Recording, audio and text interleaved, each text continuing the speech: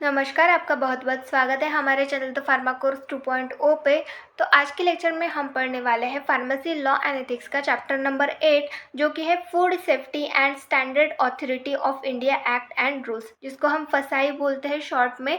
तो ये food safety और स्टैंडर्ड अथॉरिटी ऑफ इंडिया मतलब ये फूड सेफ्टी के रिलेटेड होता है, और जो भी अथॉरिटी इनको रेगुलेट करती है उनके बारे में, हमारे इंडिया की जो भी अथॉरिटी है उनके बारे में, इस एक्ट के बारे में देखेंगे हम यहाँ पर, और उनके रूल्स के बारे में देखेंगे। तो सबसे पहले हम सिलेबस में देख लेते हैं कि इस चैप्टर में हमें कौन कौन से टॉपिक कवर करने हैं। तो ये हमारा चैप्टर नंबर 8 है, जो कि है फसाई food safety and standard authority of India act and rules. तो इसमें हमें सबसे पहले ब्रीफ ओवरव्यू देखना है, मतलब फसाई से रिलेटेड कुछ इन्फॉर्मेशन, इंट्रोडक्शन देखना है। And aspect related to manufacture, तो मैन्युफैक्चर से रिलेटेड कुछ एस्पेक्ट, मतलब फसाई, तो फसाई में क्या है, फूड सेफ्टी, मतलब फूड के मैन्युफैक्चरिंग से रिलेटेड कुछ रूल्स होंगे। स्टोरेज से रिलेटेड कुछ चीज़ें हैं, मतलब फूड को स्टोर करना है तो किस तरीके से करेंगे, सेल किस तरीके से करेंगे। And labelling of food supplements, जो भी फूड सप्लीमेंट्स होते हैं उनको लेबल किस तरीके से करना है, ये सारी चीज़ें हम यहाँ पर देखेंगे। तो ये बहुत ही ज़्यादा छोटा सा चैप्टर है, ज़्यादा कुछ क्वेश्चन इसमें से पूछे नहीं जाते हैं। तो आइए इसके बारे में देखते हैं। Chapter number 8, food safety and standard authority of India act and rules. तो सबसे पहले ब्रीफ ओवरव्यू देखेंगे इसका। Food safety and standard authority of India has been established under food safety and standard act 2006। Food safety and standard authority of India act है, ये कब establish हुआ, 2006 में। Food safety and standard act 2006 के under, इस act के under ये जो फूड सेफ्टी और स्टैंडर्ड अथॉरिटी ऑफ इंडिया है ये इस्टेब्लिश हुआ है। ये जो एक्ट है ये कब पास हुआ है, 2006 में पास हुआ है। इसके ऑब्जेक्टिव्स देखेंगे। FSSAI has been created to regulate food manufacturing, storage, distribution, sale and import to ensure availability of same and wholesome food for human consumption। ये जो FSSAI एक्ट है ये किस लिए क्रिएट किया गया है, किस लिए बनाया गया है, to regulate food manufacturing, food manufacturing को रेगुलेट करने के लिए, स्टोरेज, उनकी स्टोरेज कंडीशन रेगुलेट करने के लिए, डिस्ट्रीब्यूशन को रेगुलेट करने के लिए, सेल को रेगुलेट करने के लिए, किसका, फूड का, इंपोर्ट रेगुलेट करने के लिए, फूड का ट्रांसपोर्टेशन जो है, इंपोर्ट जो है वो रेगुलेट करने के लिए, to ensure availability of safe and wholesome food. तो ये इंश्योर करने के लिए कि जो भी फूड हम ले रहे हैं, जो भी ह्यूमन कंजप्शन के लिए जो फूड है वो सेफ है और होलसम मतलब सफिशिएंट अमाउंट में है, ये इंश्योर करने के लिए ये जो फसाई एक्ट है ये बनाया गया है। तो ये इसका एक ऑब्जेक्टिव है। देन नेक्स्ट हम डेफिनेशन देखेंगे। यहाँ पर हमें कुछ टर्म्स दी गई है, उनकी डेफिनेशन यहाँ पर हम देखेंगे। सबसे पहला है अडल्ट्रंट। तो अडल्ट्रंट मतलब क्या होता है, adulterant means any material which is use for making food unsafe और सबस्टैंडर्ड। तो अडल्ट्रंट मतलब क्या होता है, ये एक ऐसा मटेरियल होता है जो कि यूज़ किया जाता है for making food unsafe, food को अनसेफ बनाने के लिए एक मटेरियल उसमें मिक्स किया जाता है, एक मटेरियल का यूज़ किया जाता है। या फिर सबस्टैंडर्ड, सबस्टैंडर्ड मतलब चीप क्वालिटी का, ख़राब क्वालिटी का। तो ख़राब बनाने के लिए या फिर फूड को अनसेफ बनाने के लिए एक मटेरियल यूज़ किया जाता है, उस मटेरियल को अडल्ट्रंट बोला जाता है। तो ये अडल्ट्रंट की डेफिनेशन हो गई। देन नेक्स्ट है फूड। फूड की डेफिनेशन यहाँ पर हम देखेंगे। Food means any substance whether processed और unprocessed which is intended for human consumption. तो फूड मतलब ये एक ऐसा सब्सटेंस होता है जो कि प्रोसेस किया हुआ रहता है, मतलब वहाँ पर प्रोसेस करके उसको बनाया रहता है, या फिर अनप्रोसेस रहता है, उसमें प्रोसेस नहीं की रहती।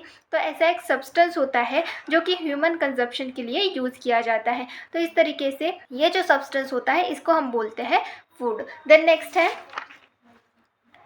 Aspect related to manufacturing, storage, sale, labelling of food supplement. तो यहाँ पर हम मैन्युफैक्चरिंग, स्टोरेज, सेल और लेबलिंग के बारे में देखेंगे फूड सप्लीमेंट्स के। तो सबसे पहले हम मैन्युफैक्चरिंग के बारे में देखेंगे। एनी फूड मैन्युफैक्चरर हु, तो यहाँ पर क्या बोला गया है, एनी फूड मैन्युफैक्चरर, कोई भी फूड मैन्युफैक्चरर हो गया जो कि मैन्युफैक्चर्स और sells any article of food और अ पीटी रिटेलर, हॉकर और टेम्पररी स्टॉल होल्डर। तो कोई फूड मैन्युफैक्चरर है जो कि मैन्युफैक्चरिंग कर रहा है, बना रहा है, और sells any article of food, या फिर किसी फूड को बेच रहा है, सेल कर रहा है। और पीटी रिटेलर, पीटी रिटेलर मतलब उसकी छोटी सी दुकान है, या फिर हॉकर मतलब जिनका ठेला रहता है तो वो है, या फिर टेम्पररी स्टॉल होल्डर, टेम्पररी उनके पास स्टॉल है जिनके थ्रू वो फूड जो है वो सेल करते हैं।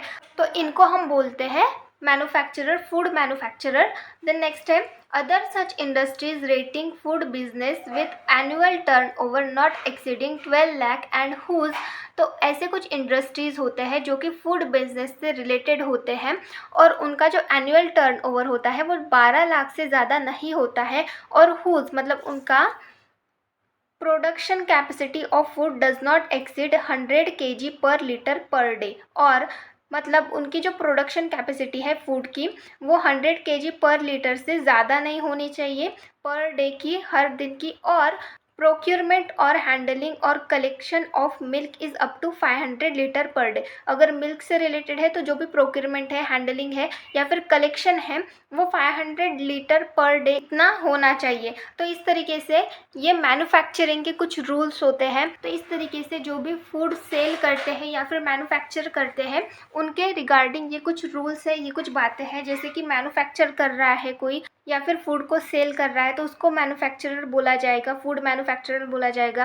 किसी का स्टॉल है या फिर ठेला है या फिर कोई भी स्टॉल होल्डर है, छोटा सा स्टॉल है या फिर छोटी सी दुकान है तो उनको फूड मैन्युफैक्चरर बोला जाएगा। या फिर जो भी इंडस्ट्रीज़ है जो कि फूड का बिजनेस करते हैं, तो ये कुछ रूल्स हैं जो कि मैन्युफैक्चरिंग से रिलेटेड होते हैं, फूड की मैन्युफैक्चरिंग से रिलेटेड होते हैं। देन नेक्स्ट है स्टोरेज। स्टोरेज के बारे में देखेंगे।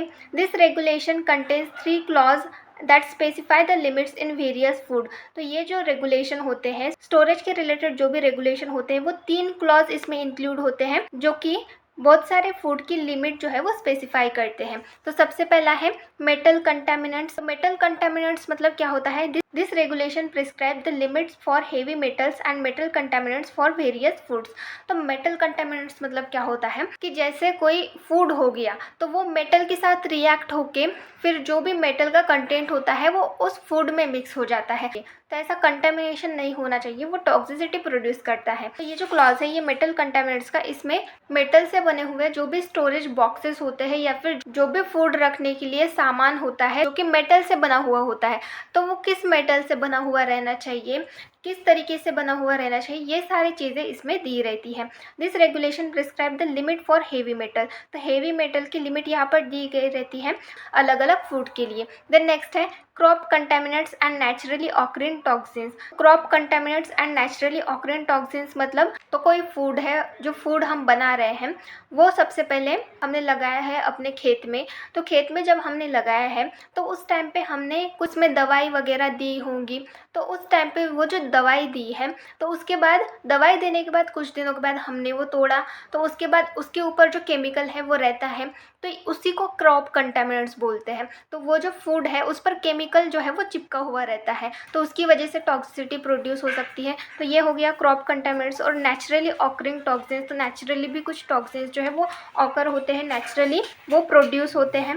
This regulation defines crop contaminants and there limits for food. तो ये जो क्लॉज होता है इसमें क्या दिया रहता है, जो भी क्रॉप कंटामिनेंट्स होते हैं मतलब कंटामिनेटेड फूड जो होता है, कंटामिनेटेड फूड होता है वो नहीं होना चाहिए और उनकी लिमिट जो है वो दी रहती है। तो इस तरीके से ये क्रॉप कंटामिनेंट्स होते हैं। देन नेक्स्ट है पेस्टिसाइड रेसिड्यू। तो पेस्टिसाइड रेसिड्यू किस तरीके के होते हैं, this clause list down limits for 149 pesticide residue and 5 antibiotics in food. तो पेस्टिसाइड रेसिड्यू ये भी फूड से रिलेटेड है, इसके लिए भी लिमिट दी रहती है। कितने 149 पेस्टिसाइड रेसिड्यू की लिमिट जो है वो इस क्लॉज में दी गई है और 5 एंटीबायोटिक फूड की लिमिट यहाँ पर दी गई है। तो इस तरीके से ये स्टोरेज कंडीशन होती है फूड की। इस तरीके से ये 3 क्लॉज होते हैं, इनमें जो रूल्स रेगुलेशन दिए रहते हैं उन्हीं के अकॉर्डिंग जो है वो प्रोडक्ट को, जो भी फूड प्रोडक्ट है उसको स्टोर करके रखना पड़ता है। देन नेक्स्ट है लेबलिंग ऑफ फूड सप्लीमेंट्स। जो भी फूड सप्लीमेंट है उनको लेबल करना। तो लेबल किस तरीके से कर सकते हैं, label of food container should include. तो फूड का कंटेनर जो भी होता है उसमें क्या क्या इंक्लूड होना चाहिए उसके बारे में देखेंगे। सबसे पहला है नेम ऑफ द फूड, जो भी फूड है उसका नाम होना चाहिए। लिस्ट ऑफ द इंग्रेडिएंट्स, उसमें क्या क्या इंग्रेडिएंट्स मिक्स किए गए हैं उसके बारे में होना चाहिए। न्यूट्रिशनल इन्फॉर्मेशन, तो न्यूट्रिशन कितना है उसमें उसके बारे में दिया रहना चाहिए। वेज और नॉन वेज लोगो, तो वेज है या फिर नॉन वेज है उसका लोगो दिया हुआ रहना चाहिए।